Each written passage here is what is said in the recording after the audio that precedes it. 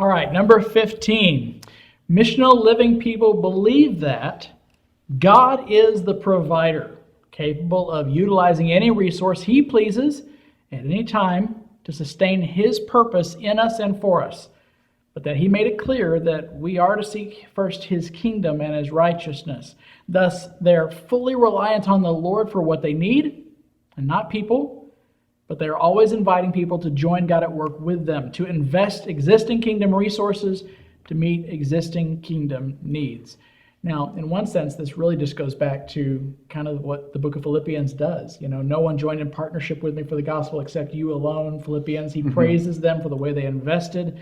Paul was not ashamed to ask people to join him financially in the work that God had called him to. But Paul was never reliant on people in that sense, dependent on people in that sense.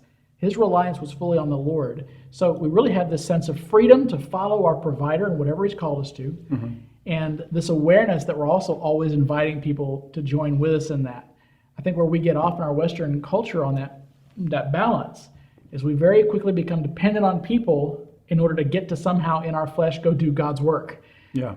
And that can really develop into a whole culture of dependency issues where we're not really living by faith. We're beggars, if you will, for the gospel and people that are codependent on others. And I don't think God wants us to have that kind of an unhealthy view on ministry. Yeah, we talked about this in our questions, the diagnosis questions, and it's really important, not just for leadership, even for the church members themselves, is that this is what all life by faith. This is living by faith and trusting God, the sustainer, the provider of all needs. If it's through using us and the little that we have, or the many resources that we have. That's right. In missional living in partnership, for example, with Eastern cultures and ministries and churches in the Middle East, it's really important that we need to make sure that we have a healthy balance. That's right. And try not as much as possible to build on more the dependency, but to have a healthy balance and an effective partnership. That's right. So other non-believers will see that a Middle Eastern is not dependent on a Western person to come and do the job for him. That's right. Because as we talked, what if the provision, or what is if there's less resources? That's right. What are we going to do? Are we going to shut down the churches and ministries and just go home? That's right. And that's really important, that to create that harmony in this healthy balance, support and partnership together as one body. And of course, what this hints at is Matthew 6:33. Yeah. Seek first the kingdom and His righteousness, and all these things will be added to you.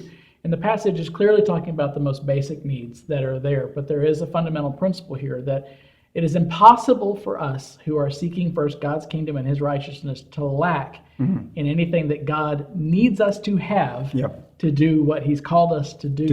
Missional living people have grasped that concept. So we're always kind of moving forward by faith. We're inviting people to be a part of the provision, but we know where the provision really comes from. Yeah, exactly. أحبائنا، المبدأ الخامس عشر هو مبدأ أيضا كتابي مأخوذ من متى 6 اللي هي اطلبوا أولا ملكوت الله وبره. الأشخاص تلاميذ أتباع الرب يسوع المسيح اللي عاوزين يعيشوا بحياة ومنطلق الإرسالية متكلين الاتكال الكلي والثقة إنه الله قادر إنه يملأ الاحتياج بحسب غناه في المجد يسوع المسيح، اللي هو كلي القدرة كلي السلطة، إنه لما يدعو هذول الأشخاص لحق الخدمة إنه قادر أن يملأ الاحتياج، ولكن عندهم الثقة إنه ما يكون عندهم الاتكال الكلي على ذراع بشر، ولكن الاتكال الكلي فقط على ذراع الرب لتسديد الاحتياج حسب دعوته لحياتهم، لإتمام رغبته وإرساليته اللي أعطاها إياهم.